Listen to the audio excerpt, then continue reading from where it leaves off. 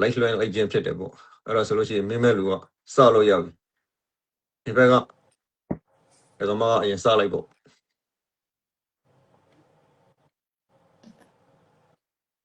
ဟုတ်ကဲ့ပါတပည့်တို့ပထမဦးဆုံး6ချင်တာကတော့ဒီအခု social media မှာပေါ့နော်လုပ်ဖိအားပညာရေး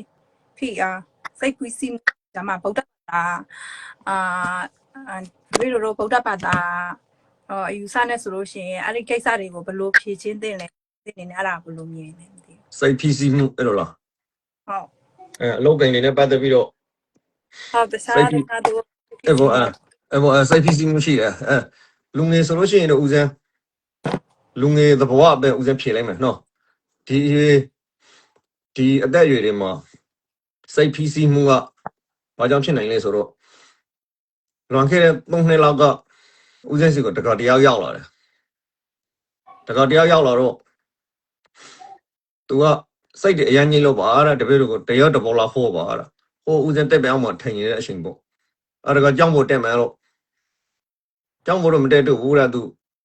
အောက်ကပဲဒူးစားစားလေးထိုင်ပြီးတော့မြဲခင်းပုံမှာဦးစန်းကတော့ထိုင်ခုံလေးနဲ့ပေါ့ကိုတဲလေးအသက်မတိတ်မရင်ဆိုတဲ့အခါကျတော့အော်နော်လို့ကအကြောင်းဖို့တက်မယ်ဆိုတော့မတက်ဘူးသူကအောက်မှာပဲစကားပြောကြမယ်လားရတယ်လေဆိုတော့စင်ရဲတဲ့ကိစ္စကဘာအကြောင်းလဲလို့မေးတော့သူရေးလေးတို့ဦးစန်းကမပြောပြဘူးတပည့်တော်မြန်မာနိုင်ငံကိုပြန်သေးတယ်အဲ့ဒီမှာမင်္ဂလာသွားဆောင်နေပေါ့လေမင်္ဂလာသွားဆောင်နေဆိုတော့တကအသက်ဘယ်လောက်ရှိပြီလဲဆို35တဲ့အမျိုးသမီးကအသက်ဘယ်လောက်ရှိပြီလဲဆိုတော့သူနဲ့မတင်မြင်ပဲ30ကျော်ပေါ့တကတော့ဘလို့တွေးကြလဲဆိုတော့ဒီပြေပရောက်နေတာဆိုတော့အင်တာနက်မှာပဲတွေးကြတယ်ပေါ့လေအွန်လိုင်းကဆုံကြတယ်ဆုံတာဘယ်လောက်တက်တန်းရှိခဲ့လဲလို့မေးတော့တစ်နှစ်ကျော်လောက်တော့သူတို့ဆုံခွေးကြတယ်ပေါ့အွန်လိုင်းကနေပြီးတော့အခုတော့သူလေးစိတ်ကိုပိန်ပြပြီးတော့တော့မင်္ဂလာဆောင်နေပေါ့လေပြန်လာတော့အဲ့ဒီကိစ္စတွေနဲ့ပတ်သက်ပြီးတော့သူစိတ်ညစ်နေရတယ်ပေါ့သူတက္ကမနဲ့ပတ်သက်ပြီးတော့ဦးစန်းပြောပြတယ်အဲ့တော့ဒါဒီမှာရှိတဲ့တက္ကမတို့လေးဘာကြောင့်စိတ်ညစ်ရလဲဆိုတော့စိတ်ဖြီးရတယ်မျိုးဆိုရှိတဲ့ထဲကလူငယ်တွေရဲ့အဓိကဖြစ်လေရှိတဲ့ပြဿနာကိုဦးစန်းကပြောပြတာပေါ့ဦးစန်းဖြေခဲ့ဖို့တဲ့ဟာနဲ့နော်အဲ့ဒီမှာတက္ကကအဲ့ဒီတက္ကရတက္ကမလေးနဲ့အသက်35လောက်မှ30လောက်မှဆုံကြတာဆိုတော့ဒါငငယ်တုန်းကမတွေ့ဘူးရောက်ပေါ့နော်တော့ငယ်တုန်းကမတွေ့ဘူးတဲ့လူတယောက်ကအသက်30လောက်မှဆုံတော့ကိုလက်ခံနိုင်တဲ့အရေးအရှင်သူ့မှာရှိတယ်ဒါမဲ့အရှင်မှာမပိန်ဆင်ရသေးဘူးမပိန်ဆင်ရသေးတဲ့အချိန်မှာဒီတက္ကမလေးပုံမှာသူလက်ခံနိုင်လောက်တဲ့အရေးရှင်တက္ကမလေးမှာရှိတယ်လို့တက္ကမလေးဘက်ကကြည့်မယ်ဆိုလို့ရှိရင်ဒီတက္ကမသူလက်ခံနိုင်လောက်တဲ့အရေးရှင်ရှိနေတယ်အဲ့လိုနဲ့သူတို့လက်ခံလိုက်ကြပြီးတော့တဘောကစားပေါင်းတဲ့ဖို့မင်္ဂလာဆောင်လိုက်ကြတယ်အဲ့တော့ပိုင်စင်သွားကြပြီပေါ့နော်ပိုင်စင်သွားပြီးတဲ့နောက်မှာဦးဇင်းတို့တောကတွေပါလာတယ်လေဘာလို့ကိုပြည့်စစ်ဖြစ်သွားပြီကိုပြည့်စစ်ဖြစ်ပြီဆိုတော့စိုးရင်လာပြီတော်လေးပဲဦးဇင်းပြုတ်ပြလိုက်တယ်တကားကအနေဝင်းနေလို့တော့တရားစိတ်မရှာတဲ့စိတ်တွေနဲ့စိတ်ချမ်းသာမှာမဟုတ်ဘူးလို့တော်လေးပဲတကားနဲ့မင်္ဂလာဆောင်လိုက်ပြီးမှဒီတကားမလေးဟာဆိုးတန်းတော့မဟုတ်ဘူးလို့အရင်အတိတ်မဲ့သူနေမှာပဲလို့တကားလက်ခံနိုင်လောက်တဲ့ပုံစံအတိတ်မဲ့သူနေမှာတော်လေးတကောက်ကိုပင်ပြည့်စစ်ဖြစ်သွားတဲ့အတွက်ကြောင့်မို့လို့ပိန်ဆိုင်မှုလေနော်ရောက်ယူပိန်ဆိုင်မှုကြောင့်ဖြစ်လာတဲ့တောကအဲ့ဒီတောကကြောင့်တာလေတကောက်စိတ်ဖြီးရတယ်မျိုးပြီးစိတ်ဆင်းရဲနေရတာလို့တကယ်တော့အဲ့ဒီတကောက်မလေးကတကောက်ဟိုတုန်းကစတွေ့တဲ့ပုံစံအတိုင်းပဲသူကဒီတိတ်မဲ့နေတယ်သူနဲ့မင်္ဂလာဆောင်ပြီးမှထူးပြီးတော့ဆိုးရတော့တာလည်းမဟုတ်ဘူးဘာမှဖြစ်မတော့ဘူးဒါနဲ့ထုံနေ၎င်းပဲပေါ့အခုဒါဥစဉ်ရေပုံကဖြေရမယ်ဆိုလို့ရှိရင်လူတွေစိတ်တော့ကရောက်ကြတယ်ပန်းဝန်းကျင်မှာအခုပြေပရောက်နေတယ်ပြေပရောက်လာတော့ပြေပမှာရှိတဲ့ကိုနိုင်ငံသူနိုင်ငံသားတွေဆုံကြတယ်ဆုံဖို့အတွက်ကြိုးစားကြတယ်ပေါ့နော်မြန်မာမျောတဲ့နေရာတွေကိုတွားတယ်ဆုံချတဲ့စိတ်လေးနဲ့တွားဟိုရောက်လို့ဆုံတယ်ဆုံတော့ကြော်လာတော့ဘာဖြစ်လာလဲဥစဉ်တော့လူတဘောကလူထုံးစံအတိုင်းမြန်မာတွေရဲ့ထုံးစံအတိုင်းအတဲ့အချင်းလေးတွေပေါ်လာတယ်အလုံးလေးဒီထုံနေ၎င်းပါပဲဦးဇင်းတို့ဒီပထမလုံးတဲ့အလုံးမှာအဆင်မပြေလို့ဒုတိယလုံးကိုပြောင်းတယ်ဆိုကြပါစို့နော်ဒုတိယလုံးကိုပြောင်းလိုက်တယ်ဆိုတော့ပထမအလုံးမှာလို့ပဲဒုတိယလုံးမှာလည်းပြဿနာတွေတွေ့တာပါပဲဒုတိယလုံးမှာပြဿနာတွေတွေ့လို့တတိယအလုံးကိုပြောင်းတယ်ဆိုလို့ရှိရင်လေ တာရီရလုံးမှာပြဿနာတွေတွေ့တော့ပါပဲ။ဘာကြောင့်ဒီပြဿနာတွေဖြစ်လာလဲဆိုတော့ခုနကဦးစင်းကိုလာမင်းတဲ့တကောကိုပြုတ်တယ်လို့ပဲကိုလက်ထက်ကိုရောက်လာတဲ့အချိန်မှာကိုပင်ပစ္စည်းဖြစ်သွားတဲ့အချိန်မှာဒါကြီးကိုထိမ့်သိမ်းရတယ်လေ။အလုပ်လုပ်တယ်ဆိုလို့ရှိရင်ထုံးနေလည်းကောင်းပဲပေါ့။အလုပ်ရှင်နဲ့ဆက်ဆံရတယ်ဒါကိုအလုပ်ဖြစ်လာတယ်။ကိုအလုပ်ဖြစ်လို့ပန်းဝန်းကျင်ကဒီလုံးနဲ့ပတ်သက်ပြီးတော့ကိုဖြည့်ရှင်းလာရတယ်။အခုမှလူရင်းသိတဲ့အခုကုမ္ပဏီတွေရှိကြတယ်ဆိုကြပါစို့ကိုရဲ့မျက်စိထက်မှာမြင်နေတဲ့ရှမ်းသာကြီးပွက်နေတဲ့လူငယ်တွေကိုပင်လောက်လုံးနေတဲ့လူတွေမြင်မယ်ဒီလူတွေမှာလည်းပဲကိုငငယ်တုန်းကကိုပင်အလုံးမရှိခင်တုန်းကတော့ကိုပင်အလုံးလေးတစ်ခုရောက်လို့ရှိရင်ဦးဇင်းတို့စိတ်ချမ်းသာမလို့ထင်ခဲ့တယ်တကယ်တည်းကိုပင်အလုံးကိုရတဲ့အချိန်မှာသူများအလုံးကိုလုံးတဲ့ဟာလောက်တောင်မှစိတ်ချမ်းသာမှုမရတော့ဘူးအဲ့ဒါဘာကြောင့်လဲဆိုမိမိခံယူတဲ့စိတ်ပဲဒီနေရာမှာဘာသာရေးနဲ့ပတ်သက်ပြီးတော့ဦးဇင်းတို့ဒကမလေးမိရတဲ့မိခွန်းပြန်ပြီးတော့ကောက်အောင်မယ်ဆိုလို့ရှိရင်လူမဒွါရ6မျိုးရှိတယ်စကုတောဒကနာစင်မျက်စိနားနာလျောက်ကိုစိတ်ဆိုပြီးတော့ဒါအပြင်ကလာတဲ့အော်ယုံကိုလက်ခံဖို့ပစ္စည်းကိုမှလက်ခံမဲ့ပစ္စည်းပေါ့နော်အပြင်ကတော့ရူပတတ္တကန္နာရတဖို့တတ်ဖို့ဆိုပြီးတော့အော်ယုံ6ဘောရှိတယ်ဒီအော်ယုံ6ဘောကယူပါယုံကကိုယ့်ရဲ့မျက်စိမှာထိလာတဲ့အချိန်မှာဒီယူပေါင်နဲ့ပတ်သက်ပြီးတော့ကိုဘယ်လိုဆုံးဖြတ်လိုက်တယ်လဲဥပမာဥစ္စာတစ်ခုပြောမှဥစ္စာကြောင်းကကောလမ်းပဲမကတ်နေတယ်ညဖက်ဆိုလို့ရှိရင်ပြင်ကောတွေမောင်းကြတယ်အတန်အကြီးဖွင့်ပြီးတော့ဒီတန်ကိုအသက်90လောက်ရှိတဲ့လူတယောက်ပြောလို့ရှိရင်ဒီကောင်တွေတိတ်ဆိုးတာပဲကွာအေးပြက်တယ်လို့ပြောမှာပဲနော်တော့အသက်88ခွန်20ဝန်းကျင်ကောင်မလေးတယောက်ပြောမယ်ဆိုလို့ရှိရင်ငါလေးကြည့်လာလို့ရှိရင်တော့ဒီလိုကောတစည်းဝေမယ်လို့သူတွေးမှာပဲကိုစီကိုဝင်လာတဲ့အတန်တစ်ခုတည်းဒါပေမဲ့ကိုယ့်ရဲ့ခံယူချက်ပုံမှာမူတည်ပြီးတော့စိတ်ချမ်းသာခြင်းစိတ်မချမ်းသာခြင်းဆိုတာဖြစ်လာတယ်ထုံနည်း၎င်းမှာဒကမတို့ကြိတ်တဲ့ပန်းမကြီးကအတန်တစ်ခုကြောတယ်ဆိုလို့ရှိရင်အတန်ကတန်လေးဘောအောင်တဲ့တခြင်းဆိုတာကြောလို့ရှိရင်ကိုကဘောအောင်တယ်မကြိတ်တဲ့လူကစိတ်ဆိုးမှာပဲဒီတခြင်းတနေ့ဖွင့်နေတာဆိုတဲ့ပုံစံမျိုးနဲ့ဘောအောင်တဲ့တခြင်းကြိတ်တဲ့လူကသူဒီတခြင်းလေးကိုသူဖုံးထဲမှာကူးထားချင်မှာပဲနော်ဒီသဘောပါပဲအဲ့တော့စိတ်ညစ်တဲ့စိတ်မငြိဘူးဆိုတော့ပန်းမကြီးကပေးတာထက်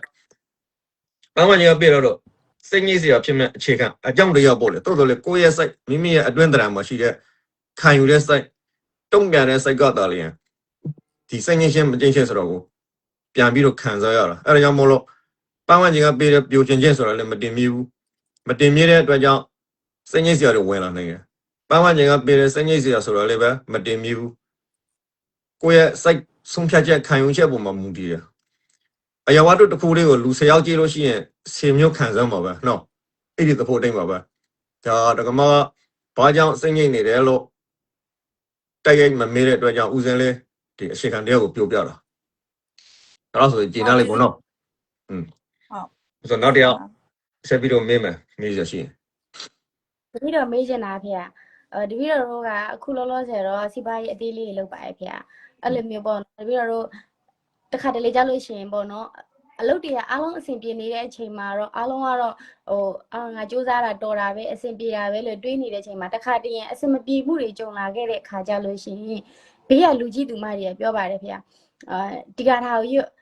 ဖေတရားလို့ဒါတွေကဘယ်လိုပဲဖြစ်ဖြစ်ဒါတွေက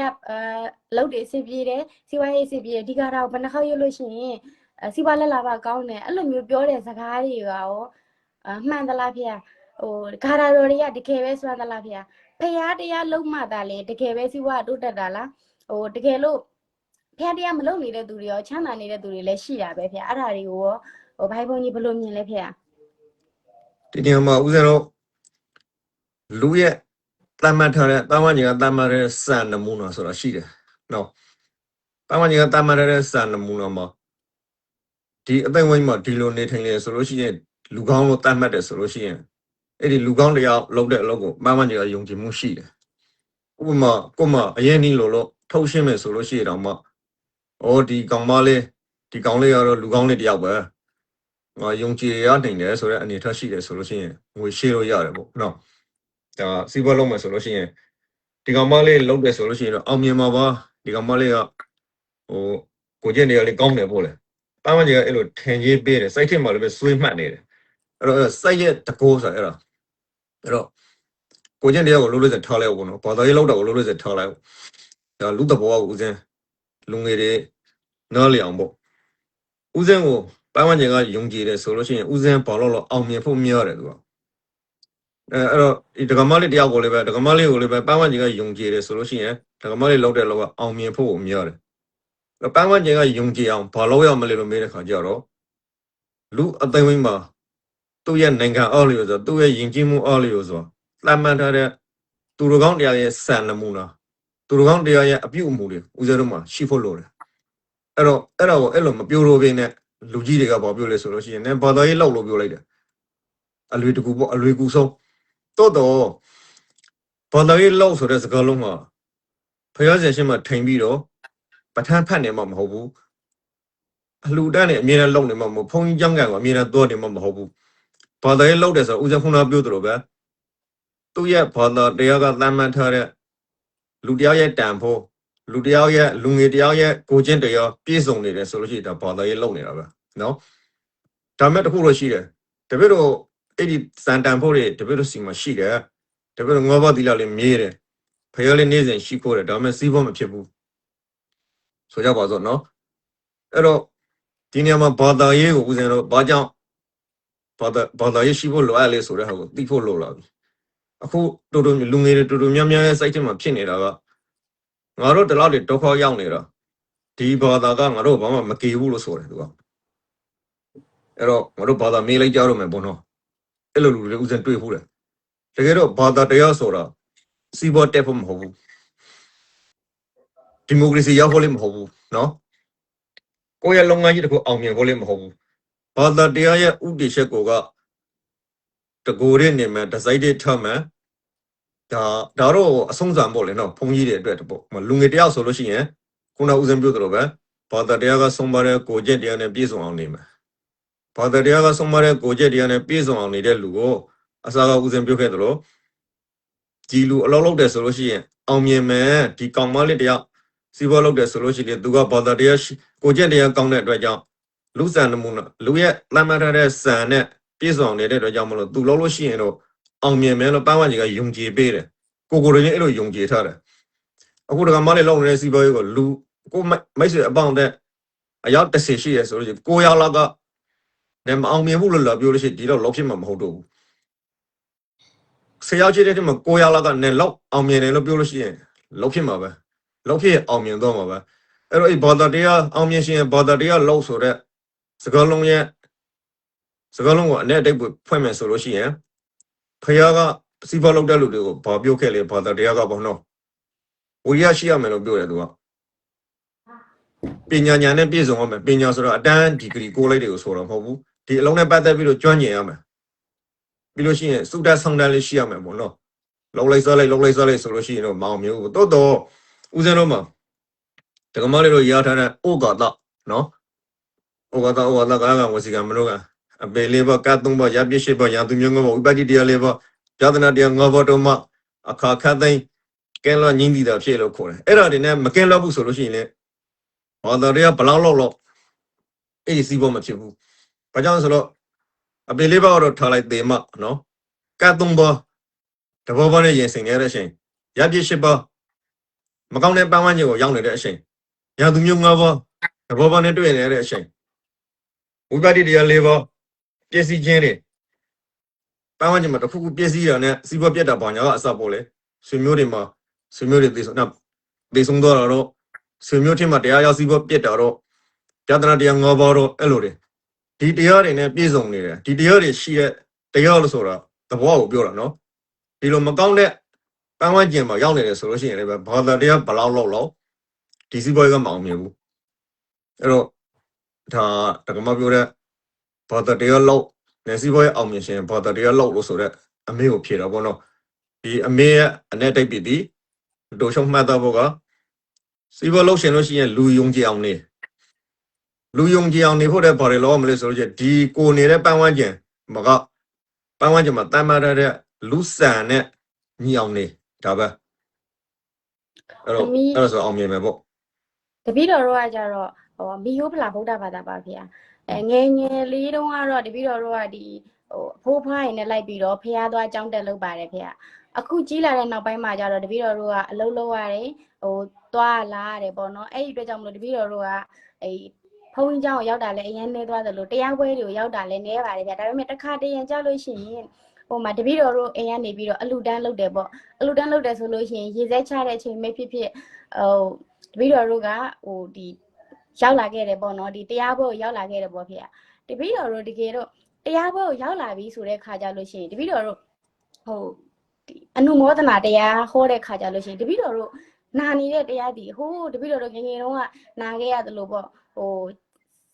ဆရာတော်ဘုရားကြီးရဲ့ကျန်ကန်ဆရာတော်ဘုရားကြီးရဲ့တရားတွေအဲ့လိုမျိုးတရားတွေပဲတပည့်တော်တို့ထပ်တလဲနာနေရပါတယ်ဖေတကယ်တမ်းကြလို့ရှိရင်လူငယ်တွေတရားပွဲကိုရောက်လာတဲ့ခါကြလို့ရှိရင်နောက်ထပ်ထပ်ပြီးတော့ဒီဘာသာရေးလှုပ်ချင်အောင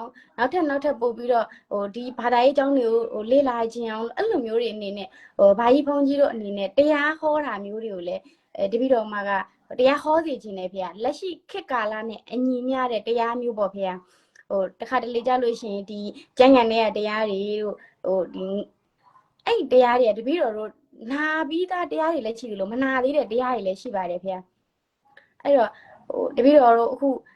လက်ရှိကာလနဲ့ညီမျှတဲ့တရားကိုပဲနာကျင်တဲ့စိတ်တွေလည်းရှိပါတယ်ဖေအမေဖေလောက်တယ်ဆိုတော့ဦးစင်းရဲ့ရေချက်ကလည်းအဲ့ဒါပဲတရားဟောတယ်ဆိုတော့ရေဘုံကအဖြစ်ဓမ္မတိုက်ခံအဖြစ်ဟောရတာမျိုးဥမာကထိုင်မှုတွေလောက်တယ်ဆိုလို့ရှိရင်ကထိုင်ပွဲမှာဦးစင်းကဝိပဿနာတရားတော့ဟောလို့မရဘူးဝိပဿနာတရားတော့ဟောတယ်ဆိုလို့ရှိရင်ဒီဘုန်းကြီးဘာတွေရှောက်ပြောနေလဲမသိဘူးလို့မြင်တယ်အလှရှင်တွေကလည်းဘာဆိုလို့ရှိရင်ဟိုအနာနဲ့စေးတိမကြတော့ပေါ့ကထိုင်အနိတဲ့ဘာဖြစ်တဲ့ညာပြတဲ့ကထိုင်ဆိုတော့ဘသူကစဘလို့ခဲနေဆိုလူရင်းသိတယ်ဘုရားဘာသာတွေဟိုနာမည်တိကြမမှတ်မိတယ်ဒီသဖို့တရားလေးကိုစလိုက်တဲ့နဲ့လူရင်းနာဟိုရတယ်တိုးတော်လည်းပဲတစ်နှစ်မှတစ်ကြိမ်ကထိုင်ခဲလို့ရှိရင်လေဒီတရားပြန်ဟိုရတယ်အဲ့တော့ဘာနဲ့ဥပမာတော့တူလဲဆိုလို့ရှိရင်ဦးဇင်းတို့ရောတရားမှာအလူဝဲတွေဝဲလောက်လို့အဆိုတော့ငှောတယ်ဆိုကြပါစို့နော်အလူနဲ့ပတ်သက်တဲ့တခြင်းနဲ့အဆိုတော့ဆိုရတာအဲ့ရှင်မှာရောတခြင်းနဲ့တော့ဆိုလို့မရဘူးညမှာဆန်းဆန်းလေးဝါပြီးတော့အငိမ့်ပေါ့အငိမ့်ငှောလို့ရှိရင်အငိမ့်နဲ့တူအောင်ဒီလိုပေါ့စရိုက်ရှုံငှောတယ်ဆိုလို့ရှိရင်စရိုက်ရှုံနဲ့တူအောင်အဲ့မှာလူရှင်တို့တော့ထွက်လို့မရပြန်ဘူးအဲ့လိုပေါ့အဲ့တော့ဦးဇင်းတို့အိုက်တိုင်းမှာအိုက်တိုင်းမင်္ဂလာလုပ်တယ်ဆိုလို့ရှိရင်ဟိုထူးထူးဆန်းဆန်းချမ်းချမ်းနှစ်မှတတဲလုံးနဲ့မှအိမ်တလုံးဝဲတော့တစ်ခါလုပ်တယ်ဆိုလို့ရှိရင်အိမ်တဲ့မင်္ဂလာနဲ့ပတ်သက်တဲ့တရားတွေကိုဘုန်းကြီးတို့မှာဟောပြရတယ်ဘာကြောင့်လဲဆိုအနုမောဒနာတရားအနုမောဒနာတရားဆိုအလူရှင်တွေဝမ်းမြောက်ဝမ်းသာဖြစ်ဖို့အတွက်ကုသိုလ်ကောင်းမှုဆိုတာစိတ်ရှမ်းတာပေါ့နော်သူတို့လောက်တဲ့အလုံးနဲ့ပတ်သက်ပြီးတော့ဘာသာတရားထင်မလဲဒီလိုတွေရှေ့ကသူတို့ကောင်းတွေလောက်ခဲ့ဘူးလေဆိုတဲ့အကြောင်းလေးတွေကိုသူတို့ပြောပြတာဒါပေမဲ့အလူရှင်မဟုတ်ဘဲနဲ့အပြင်ကဖိတ်ထားတဲ့ပိုက်သားပုံမြော့တာပေါ့အခုခုနလေးကတကမလေးပြောသလိုပေါ့နော်တရားပွဲတွေသွားတယ်ဆိုလို့ရှိရင်ဥမာတကမလေးကရှင်ပြူပွဲကိုရောက်တော့တယ်ဆိုလို့ရှိရင်ရှင်ပြူပွဲဆိုတော့ဟိုဦးဇင်းတို့ဒီသာသနာနောက်ပိုင်းမှာအာတုကမင်းကြီးကတခါတည်းဟိုရှင်တွေအများကြီးပြုခဲ့တဲ့ဟာကိုအကြောင်းပြုပြီးတော့မြတ်တော်ချင်းဆရာတွေဟောကြတယ်ပြီးလို့ရှိရင်ဒီရာဟုလာရှင်ပြုတဲ့အကြောင်းတွေကိုဥပမာထည့်ပြီးတော့နောက်ကြောင်းတွေပြန်ပြီးတော့ဟောကြတယ်ပေါ့လေဒါတွေကတကယ်အလှလောက်နေတဲ့အလှရှင်တရားအတွက်ရည်စူးပြီးတော့ဟောတာဘာကြောင့်လဲဆိုလို့ရှိရင်သူဟာဒီအလှမှာတိုင်းပေါင်းမျိုးဆိုအကုန်ရက်ခံပြီးတော့လှုပ်ထားတယ်တိုးတော်လည်းအပြင်ကသွားတဲ့လူငယ်တယောက်အနေနဲ့ဆိုလို့ရှိရင်ဒါတွေကဟိုဦးလေးကြီးရှင်ပြုတော့ကလည်းနောက်ဘူးတယ်အတော်ရှင်ပြုတော့ကလည်းနောက်ဘူးတယ်အခုလေဒီအင်္ဂလိပ်တော်ဟိုးနေပြန်ပြီဆိုတဲ့အခါကျတော့ကိုကအလှရှင်မဟုတ်သေးတဲ့အတွက်ကြောင့်မို့လို့ဒီတယောက်ကိုယ့်အတွက်ဟိုးတယ်လို့မခံစားရဘူးအဲ့တော့ဦးဇင်းတို့ကိုယ့်အတွက်ဟိုးတယ်လို့ခံစားစီရှင်နေဆိုလို့ရှိရင်အခုလိုပဲတိုက်ရိုက်မေးဖြေလုပ်မယ်ကိုယ်နဲ့နီးစပ်တဲ့ဆရာတို့တွေစီသွားပြီးတော့မင်းမြမယ်မင်းမြတဲ့အထင်မှလည်းပဲတချို့ဆရာတို့တွေကြတော့လည်းပဲဒါမေးလာတယ်ဆိုလို့ရှိရင်သူတို့ကဦးဇင်းတို့လို့ပိုးမဟုတ်ဘဲနဲ့မြတ်စွာဘုရားလက်ထက်တို့ခေါ်တော့ကတော့ဒီလိုဟိုးခဲ့တယ်လို့သူကပြန်ပြောမှာပဲအဲ့တော့အဲ့ဒါတွေကလူငယ်တွေနဲ့ဟိုတခါတည်းမကြောက်ဘူးပေါ့နော်ဦးဇင်းတို့အဲ့ဒါတွေကိုလည်းပဲဖျောက်ရှင်လို့ခုလိုဒါတိုက်ရိုက်မင်းများတဲ့အစီအစဉ်လေးကိုလုံးလိုက်တာပေါ့နောက်ဒီဘက်ကမှဘာမရှင်လဲဟုတ်ကဲ့ပါဦးဇင်းတပည့်တို့မှာပြင်တာကတော့ခုနညီမလေးမေးသွားတာနဲ့မိခွန်းတိုက်မတူပေါ့နော်တပည့်တို့သိတာကတော့အခုဒီတပည့်တို့ဗုဒ္ဓဘာသာမြန်မာနိုင်ငံပေါ့နော်ထေရဝါဒဗုဒ္ဓဘာသာမြန်မာနိုင်ငံမှာပေါ့80%ကတော့အကုန်လုံးဗုဒ္ဓဘာသာတွေဖြစ်တယ်အဲ့လိုမျိုးဗုဒ္ဓဘာသာထုံးကားတဲ့နိုင်ငံမှာပေါ့နော်ဘာကြောင့်မို့လို့အရန်ကို တခြားနိုင်ငံတွေနဲ့မတူဘဲနဲ့ဘာကြောင့်မို့လို့လောဘဒေါသမောဟတွေကြီးစိုးပြီးတော့ဘာကြောင့်ဒီလိုမျိုးတွေဖြစ်နေရလဲပေါ့နော်အဲ့အမြင်မှာတပည့်တို့ဦးစင်းတို့ဗုဒ္ဓဘာသာအမြင်အနေနဲ့ဘယ်လိုရှုမြင်မိလဲအဲ့ဒါကို အဲ့ဒါပြောမယ်ဆိုလို့ရှိရင်တော့အခုမြန်မာနိုင်ငံမှာဖြစ်ပြနေတဲ့ကိစ္စတွေပေါ့လေလောဘဒေါသတွေများတားလိုက်ဖြတ်လိုက်တွေများကြတာအဲ့ဒါဘာကြောင့်လဲဆိုလို့ရှိရင်အခုဦးဇင်းတို့ဒကမလေးဆိုလို့ရှိရင်ပြပတ်မှနေတယ်ဒကမလေးအဆောက်အဦတစ်ခုကိုဝင်သွားကြည့်ဒီဖနာချွမ်းမဲ့အဆောက်အဦဆိုကိုဖနာအပြင်မှာချွတ်ထားကြည့်ကြံလာဖနာကိုနေရာမှာရှိအောင်မှာရှိနေသေးတယ်ဘယ်သူမှမယူဘူးဘာကြောင့်လဲဆိုတော့ဒီဖနာတရံကိုဝေဖို့အတွက်ကလူတိုင်းမှာပိုက်ဆံရှိတယ်ဒါကြီးတော့ခိုးလို့ရှိရင်တွေ့လို့ရှိရင်သူ့ဘဝကြီးကမလွယ်ဘူးလေနော်သူမျိုးဖနာယူတယ်ဆိုတဲ့ဟာကထိုနေ့၎င်းမှာဖုန်းလုံးလမ်းမှာကြကြံခဲ့တယ်ဆိုလို့ရှိရင်လေဘယ်သူမှယူတော့မှာမယူတော့သည့်တရားမှာပိတ်ချင်းကိုရှာပြီးတော့ယူမှာဒါမှမဟုတ်နီးစပ်ရလုံချုံရသူတို့အထောက်ခေမှာဒါဥစ္စာတော့ဘာမှမနေခင်တော့လေဒီတိတ်မယ်ဥစ္စာတော့မှလည်းပြည့်စုံတွေပျောက်ဖို့တယ်ဖနာတဲ့အဆောက်တစ်ခုဝင်သွားမှာဖနာတွေတန်းစီပြီးတော့ရှာထားခဲ့တယ်ဒါပေမဲ့လည်းဘယ်သူမှကိုဖနာစီးမတော့ဘူးဒါကဘာကြောင့်လဲဆိုလို့ရှိရင်လူတိုင်းကကိုလိုရှင်တဲ့ပြည့်စုံကိုမျှတဝေယူသုံးဆွေးနိုင်တဲ့အနေအထားမှာရှိတယ်ဥစ္စာတော့မြန်မာနိုင်ငံမှာကြောက်တော့ဒါစီးပွားရေးအရာပေါ့နော်စီးပွားရေးအရာလေးဒါမကောင်းခဲ့တဲ့အတွက်ကြောင့်ကိုလဲဥမကိုရမယ်ဆိုတဲ့အနေအထားကိုဖြစ်နေတယ်အဲ့ပြည့်စုံတစ်ခုလမ်းမှာကြောက်လဲရှိလို့ကိုမှမရှိတာကိုမှမရှိတော့ယူတယ်နောက်တော့ဒါတွေကနောက်ဘလိုတောင်ဖြစ်နေလဲဆိုလို့ရှိရင်မြန်မာအသိဝိုင်းမှာကမလူတရားဥစဉ်မြန်မာနိုင်ငံပြန်ပြီးတော့ passport တင်တန်းတော့တယ် passport တင်တန်းတော့ရုံးချင်းမှာ passport မိတ်တူကူမဲ့နေရမှာတန်းစီပြီးတော့စောင့်နေကြတာဥစဉ်ရှင်းမှာလူ2ယောက်ကြံသေးတယ်နောက်မှလူတန်းအရှိဥစဉ်လေးစောင့်တော့လူပေါင်း20 30လောက်ရှိမှာတန်းစီနဲ့တန်ဃာတော်မျိုးဦးစားပေးပါရတယ်ကိစ္စမရှိဘူးငါအချိန်ရတယ်အဲ့လိုပြောပြီးတော့ရှေ့ကလူတွေအော်နာတော့ဝင်တန်းစီနေတော့ကိုရှေ့က2ယောက်လောက်ကြံတဲ့အချိန်မှာကောင်းလေးတွေကကြိုတက်ပြီးတော့ဘေကလာတယ်မသိဘူးမိတ်တူတော့ဆွေးတယ်တော့ဆွေးတော့ရှေ့ကလူကပေါ်ကတိခံနေပေမဲ့သူရှေ့ကတန်းစီနေတဲ့လူကတိမခံနိုင်ဘူးလေတိမန်ကတကယ်လေမဲဒီမှာတန်းစီတယ်ကွာနောက်ကတန်းစီပါလို့ဆိုတော့ရေပြုံးပြီးတော့ပြန်ကြည့်တယ်သူကဘာမှမပြောဘူးမိတ်တူတဲ့လူကအဲ့ဒါကိုလေသိတယ်ကြိုတက်လာတာဆိုတော့တိဒါပေမဲ့သူကူးပေးလိုက်တယ်အဲ့ဒီလူကိုခုနမိတ်တူကူးသွားတဲ့လူကိုသူ့ကို passport လောက်ဖို့သူမိတ်တူကူးတော့အထက်လိုက်ကြီးနော်သူပွဲစားဖြစ်ဖို့မရတယ်အဲ့တော့အဲ့လူကိုသူ့စီမှာ passport အထက်တဲ့လူတွေကဘယ်လိုမြင်လဲသူမိသားစုတွေကဒီကောင်ကိုဘယ်လိုမြင်လဲဆိုလို့ရှိရင်ငါတော့တရားစွမ်းနေလို့မြင်တယ်တိုးတယ်အစွမ်းအစားရှိတယ်လို့မြင်သွားတယ်သူလူစည်းကမ်းကိုဖောက်သွားတယ်လို့မမြင်လို့ဘူးအဲ့ဒီမိုက်တူကူပေးတဲ့တာဝန်ကြရုံးဝန်ထမ်းကလည်းပဲမဲနောက်တော့တန်းစီရှင်းမလူတွေရှိတယ်လို့မပြောဘူးသူယူပြီးတော့ကူပေးလိုက်တယ်ကိုလေးလူတိုးတိုးလေးပြောခဲ့တယ်တကားလေးအဲ့လိုမလုပ်တဲ့ဘူးတော့ဦးဇင်းတို့အကြောကြီးတန်းစီနေရတာအဲ့လိုကြီးတော့ကြိုပြီးတော့မလုပ်တဲ့ဘူးလို့ပြောတော့သူပြုံးနေတယ်သူကဟိုတိုးတော့ကြည့်တယ်လို့ကြည့်ရပေါ့လေပြောဘာမှမသိဘူးဒီဖုန်းကြီးပေါ့နော်သူတို့အဲ့လိုလုပ်တဲ့အကျင့်တွေရှိတယ်ပြည်ဌာနဆိုင်ရာတွေမှာလည်းပဲကိုရနေတဲ့လာစားတဲ့ပို့ပြီးတော့ရအောင်လုပ်တဲ့လူကိုကိုရင်ကောင်းတယ်အစွမ်းအစားရှိတယ်လောက်ရကင်ရင်ရှိတယ်လို့ရှီမန်အံ့ဩကြတယ်ရှီမန်ထုတ်ပနာပြုတ်ကြတယ်ဒါဘာသာရေးနဲ့ဆိုင်လို့ဆိုလို့ရှိရင်မဟုတ်ဘူးဘာသာရေးကဒီလိုမလုပ်ဖို့ဆုံးမထားပေမဲ့လည်းလူတွေကမလိုက်နိုင်ကြဘူးဘာကြောင့်မလိုက်နိုင်လဲဆိုလို့ရှိရင်လိုက်နိုင်နေငတ်မှာလေပြဿနာကနိုင်ငံဆင်းရဲနေတယ်ပြဿနာပေါင်းစုံများတယ်အဲ့တော့ဒီအတိုင်းလိုက်နိုင်နေငတ်တော့မှာဆိုတော့အဲ့လိုလေးမှမလုပ်လို့ရှိရင်မိသားစုရက်တယ်လို့မရဘူးမရတော့လောက်ကြရတယ်ဘယ်သူမှတော့မလောက်ချင်ဘူးဒါပေမဲ့လောက်ရဲနဲ့ဓာတိပဲလေခုနပြောသလိုမတော်မတရားလူရှိကဥအောင်လောက်လဲချင်းဒီပဲလေဒါလူတရားရဲ့အစွမ်းအစားလို့ထင်သွားတယ်ကြာလာတဲ့ခါကျတော့နော်အဲ့လိုထင်သွားကြတော့ဌာနတစ်ခုမှာအောက်ဆိုင်ရတယ်လို့ရှိတယ်ဦးဇေရစီမှာတကယ်တော့ဒါလက်စားတာပဲတနည်းနည်းနဲ့သူငွေကိုဖြောင်လိုက်တာပဲအဲ့ဒါဒီပဲလေဌာနကောင်းတယ်မဆိုးဘူးလို့ဖြစ်သွားတယ်အမှန်အဲ့ဒါဆိုးနေတာ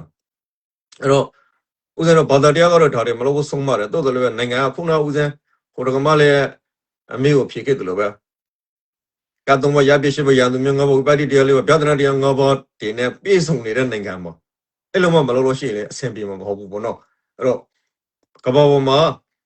နိုင်ငံကြီးပြောတယ်လို့တော့မထင်နဲ့လူတွေတော်တော်များများမေးကြတယ်ထေရဝါဒနိုင်ငံဖြစ်လို့အာဏာရှင်ဖြစ်တယ်ဆိုတဲ့ပုံစံမျိုးပေါ့လေမဟုတ်ဘူးကဘာမှာအာဏာရှင်90နိုင်ငံရှိတယ်ထေရဝါဒနိုင်ငံများပေါ့ဥစ္စာနိုင်ငံပဲပါတယ် အဲ့လိုပေါ်နော်ဒါကြည်ပြကိုနိုင်ငံကြောင့်မသိတဲ့ခါကျတော့ကိုနိုင်ငံမှာဒါကြောင့်လို့ထင်တယ်မဟုတ်ဘူးအောက်ရှုပ်သူတွေရဲ့မညီမျှမှုအခွင့်အရေးပေးမှု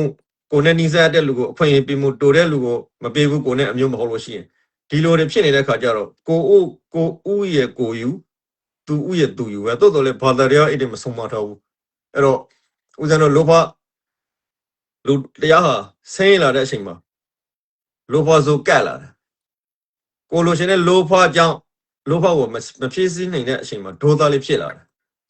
အဲ့တော့ဘာသာရေးနဲ့ရှင်ပြီးတော့ပြောမယ်ဆိုလို့ရှိရင်လောဘဒေါသမောဟမြဲခြင်းဒီလိုအကြောင်းတရားတွေအကြောင်းပါဦးဇင်းတို့မှာကိုကပုံမှန်အလုံးလုံးလို့ရလာတဲ့လာစာဒီကိုရဲ့နေစဉ်အတွက်မလုံလောက်ဘူးမလုံလောက်တော့အမျိုးကြီးရရှင်တယ်မနေ့အဲ့ရထားကလေးကကျောင်းသူလေးရအင်္ဂါမုံဖို့လုံလောက်မရလာဘူးဒေါသနဲ့ထွက်လာတယ်မင်းခင်ကလေးပဲသူ့သမီးကိုပိုက်ဆံမပေးလဲရနိုင်လို့ပုံညာလုပ်တဲ့သမီးကိုစိုက်ဆိုးနေတယ်အိမ်ထောင်ဦးစလုပ်တဲ့အဖေကလည်းပဲမိမနဲ့သမီးသားသမီးတွေပုံညာလုပ်တာကိုကြောပြီးတော့အဲ့ရထားတွေကစိုက်ကမကြည့်တော့ဘူးအဲ့တော့ဒီလူတွေဟာတကဘောရှိဦးစရဲမြန်မာတနိုင်ငံလုံးမှာ90ရာခိုင်နှုန်းလောက်စုဆုံးပြီးတော့အတူတူနေကြတာဒီနိုင်ငံမှာဒေါသမထွက်လို့ရှိရင်ဒါလူမှုရေးအရာပြောတာနော်ကြားတဲ့နိုင်ငံရေးတွေဘာတွေဦးစမပြောသေးဘူးဒီလိုမညီမျှမှုတွေလူဒန်းစားကွာဟမှုတွေကြောင့်ဒေါသတွေထွက်နေကြတဲ့လူတွေကအခုမြန်မာနိုင်ငံကိုဒကမလေးတော့ပြန်ကြည့်လိုက်မနေ့မိုးလေးတောက်သွားနေတဲ့လူတို့များတွေ့ရတယ်ဂျပန်မှာတောက်တဲ့ပုံစံနဲ့မြန်မာမှာတောက်တဲ့ပုံစံတူတော့မတူဘူးပေါ့နော်ဂျပန်ကတော့မြန်ဆန်သွားတော့ကိုရီးယားတော့ဂျပန်တော့ကြတော့သူ့ရဲ့ယဉ်ကျေးမှုတစ်ခုလိုဖြစ်နေတယ်မြန်မာနိုင်ငံမှာကြတော့လောဘဆိုးတွေဒေါသဆိုးတွေကပ်ပြီးတော့သွားနေတဲ့ဟာတွေဦးဇင်းတို့တွေ့ရတယ်ပေါ့လေနော်အဲ့တော့ကျောင်းသူကျောင်းသားလေးတွေဆိုလို့ရှိရင်လည်းပဲဒါမျက်နှာလေးတွေတိတ်မတမရပုံစံမျိုးလေးတွေတွေ့ရတယ်ဦးဇင်းတို့ဘာကောက်မှနေလာတယ်မနေ့မိုးလေးကျောင်းသူတွေတခါလန်းဆန်းနေတယ်ပန်းကလေးတွေလိုပဲစိတ်ချမ်းသာနေတယ်သူတို့ကမုံဖိုးလေးလုံရလာတယ်ယူနီဖောင်းကလည်းပြည့်စုံရှိတယ်စနေမှာဒီအယောင်ဆိုဒီအယောင်ပဲတလင်းလာမှာဒီအယောင်ဆိုဒီအယောင်ယူနီဖောင်း6ခုနဲ့ပြည့်စုံနေကြရတယ်အဲ့တော့မြန်မာနိုင်ငံမှာဒီလိုဥဒုတပ်ပါလေးမမျှတလို့ဒီပရိကံပေါ့လေလုံးဝအဲ့လိုအနေထားတွေမမျှတတဲ့ခါကျတော့လူတွေကအလိုနည်းနဲ့ဒေါသထွက်နေကြတယ်အဲ့လိုပဲဖြေရမှာပဲနော်ဒီနောက်ကိုအချိန်ကတော့ရှိပါသေးတယ်မိနစ်30ပဲရှိသေးတယ်ဆိုတော့နောက်ဒီဘက်ကမှကဘာတွေမေးဖို့စိတ်ကူးရှိသေးလဲနောက်တစ်ခုဦးဇင်းဒီမှာ line မှာနေပြီးတော့ request လောက်ထားတဲ့လူ2ယောက်ရှိတယ်ဦးဇင်းသူတို့တွေကိုလက်ခံလိုက်မယ်နော်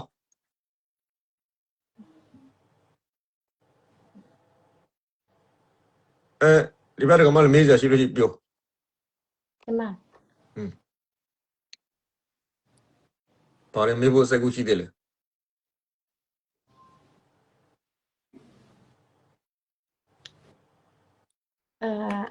တပည့်တော်မှာပြောချင်တဲ့စကားကတော့ဟာတာတော့နည်းနည်းဆန်မဲ့ထင်တယ်ဗျတပည့်တော်တို့အခုဆိုလို့ရှိရင်တပည့်တော်ခီးသွားတဲ့အချိန်လေးမှာပေါ့နော်ကြုံနေရတဲ့ပြဿနာပေါ့ဖုန်းတော်ကြီးတွေရဲ့ကားနဲ့ပေါ့နော်ဖုန်းတော်ကြီးတွေကားတွေအမြဲတမ်းကိုမောင်းနေဆိုလို့ရှိရင်လမ်းဘေးလဲချမမောင်းဘူးပြီးလေမောင်းနေတယ်ပေါ့ဗျအဲ့ဒါတွေကိုဖုန်းတော်ကြီးတွေဒီရင်မောင်းမှုအတွက်ကိုရင်မောင်းလို့ရလားဟုတ်တင့်တော်လားဖေဦးဇင်းကတော့မောင်းတယ်ဖူတီဒါတော့ပြေပေါက်မှာပေါ့လေနော်တပည့်တော်တို့ကဒီလမ်းခီးသွားလို့ဘိုက်ဖုန်းကြီးတွေကားတွေကိုကြော်ရင်းနဲ့လေတပည့်တော်တို့ငရဲရနေလို့ထင်ပါတယ်ဗျာခုဆိုလို့ရှိရင်ဘိုက်ဖုန်းကြီးတွေရဲ့ကားတွေကလမ်းမှာစီကမ်းမဲ့ဆိုတာလက်လွတ်စပယ်မောင်းတာတွေအရန်အောင်များနေတယ်ဗျာနေထိုင်လဲလမ်းသွားနေနဲ့ငရဲကြီးနေလို့ခံစားနေရတယ်ဗျာအဲ့ပေါ်တော်လေဘယ်သူပဲဖြစ်နေဥပဒေဆိုတော့ဥပဒေထက်မှာတော့မရှိအောင်ဘူးသူမှဒီလမ်းမှာကီလိုမီတာ40ပဲမောင်းအောင်မယ်ဆိုရင်40ပဲမောင်းရမှာမျိုးတဲ့20မျိုးပဲ40ဦးဇင်းတို့ရှိတော့ကတော့မျိုးပဲဦးဇင်းတို့ရောင်မနေခေတော့ကတော့မျိုးတွင်း40မျိုးပြန်60အခုနောက်ပိုင်းတစ်ခေါက်ပြန်တော့မျိုးတွင်း25မျိုးပြန်35လောက်မတူပဲလောက်တွေ့ခဲ့တယ်ပေါ့လေနော်ဒီစည်းကမ်းကိုလိုက်နာမှာပဲတကမလေးပြောသလိုပဲဖုန်ကြီးကောဆိုလို့ရှိရင်အဝေးကပဲကြောက်နေရတယ်ဆိုတော့ post တွေကဦးဇင်းတို့လည်းမကြောက်တွေ့ရတယ်အဲ့တော့ဖုန်ကြီးကောရဲ့ဘာကြောင့်ကြောက်ရလဲဆိုတဲ့အကြောင်းဦးဇင်းဒီနေရာမှာပြောပြမယ်ပေါ့နော်ဦးဇင်းတို့ဖုန်ကြီးဘွားဆိုတာတွေကြုံခဲ့ဘူးတယ်အများကြီးဦးဇင်းတို့ရွာတွေမှာကြောင်းထိုင်တယ်ကြောင်းထိုင်တော့ပြောမှာဆိုကောလေးတိတ်မရှိဘူးအဲ့တော့ဖုန်ကြီးမှာကောတစ်စီး ရတဲ့ခါကျတော့ကျောင်းကိုလာနေတဲ့အလုံးမရှိကိန်းမရှိတဲ့ကောင်လေးတရားရောက်ကိုကောင်းမောင်းတင်ရတယ်ကောင်းမောင်းတင်လိုက်တော့ဒီကျောင်းဆရာတော်ဆိုပြီးတော့ကျောင်းမလေးကတ်ထားတယ်ကိုလေကောင်းမလေးနောက်ကကတ်ရရှင်းမလေးသာသနာလန်ထောင်တော့ဘုန်းကြီးကောင်းမှန်သိအောင်ဘုန်းကြီးကဆိုလို့လေကျော်တော့တယ်မရှိစူဆောင်းပြီးတော့လှူတော့ဝတ်တော့ကောပေါ့လေဒါနိုင်ငံတော်ကလေနော်လေပေးထားတယ်ပေါ့ဘုန်းကြီးတွေဝတ်တော့ကောစီးတဲ့ဟောသာသနာလိန်စိန်လေးတော့လောက်ထားတယ်တရားဝင်ခွင့်ပြုထားတယ်ဒီကိစ္စတွေကဘုန်းကြီးစီဖို့ကောလာတော့မြောက်တွေကနေပြီးတော့ဂျပန်ကြားရကောတွေရှာပြီးတော့တရားဝင်လိန်စင်ဒီလိန်စင်တွေကတကယ်ကိုလိန်စင်အစ်စ်လို့ပြောလို့ရတယ်ဝှိတဲ့တယ်ပေါ့လေမပေါ်တာတော့ပဲရှိမှပေါ့လေနော်ဒီလိန်စင်ကတကယ်ပဲဌာနဆိုင်ရာကလည်းလိုက်စုံစမ်းလို့ရတဲ့အနေထားပေါ့အဲ့လိုကောမျိုးကိုမောင်းလို့မယ်ဆိုလို့ရှိရင်ဆရာတော်ကဒီဘက်မှာရှိတဲ့ကောင်းလေးတရားရောက်ကိုပြောလို့ဆိုလို့ရမယ်ကောင်းလေးတရားရောက်ကိုကောင်းမောင်းတင်ထားတယ်ဘာမှမတက်ဘူးသူကဆိုတော့ကောင်းမောင်းတင်လိုက်တော့တက်တာနဲ့ဒီကောင်ကထိုလိုကြီးသွားမောင်းတယ်ကောင်းမောင်းလို့ကြောင်းကောနောက်တရားတင်တယ်ဟုတ်တယ်တပည့်တို့တင်ပြပြတပည့်တို့မောင်းပေးပါမယ်တက်ပြီဆိုတော့ねတလားနလားလောက်တော့မောင်းတော့ကြော်လာလို့ရှိရင်ဟိုမှာဟိုက်ကျက်သွားမောင်းပြန်တယ်လူသဘောကလူကလည်းပိုက်ဆံအလုံးလုံးမှပိုက်ဆံရှိမှာဘုန်းကြီးကလည်းလာစင်ပေးမထနိုင်ဘူးဒီလိုပဲအော်ရက်ရှင်မှာခေါ်တော့3ယောက်လောက်တော့အမောင်းတင်ထားတယ်အဲ့တော့အခါတလေအဲ့ဒီကြောက်မှရှိတဲ့ဦးစင်းလေးမဲမောင်းကွာမထူးမောင်းရင်နဲ့အကျင့်ဖြစ်သွားတယ်ပေါ့နော်ဘုန်းကြီးကောင်းမောင်းတာဦးစင်းလေးတွေကြောက်ထင်ဦးစင်းတွေကတော့မမောင်းကြောက်ဘူးများတော့အဖြစ်တချို့နေပဲရောက်တွေတော့ဖက်မှာကတော့တော်တော်များမောင်းကြတယ်ဘာဆိုတော့ဦးစင်းတို့ကရင်ပြည်နယ်အနေထားကတာမညဆရာတို့လက်ထက်မှာစပြီးတော့မောင်းတယ်လို့ဦးစင်းတို့လေးလာသိရှိရတယ်ပေါ့တာမညဆရာတို့ကြောင်းမှာဒါတန်ခါဝေယဝိဇ္ဇဖျော်ဘူးတွေလည်းအရင်များတဲ့ခါကျတော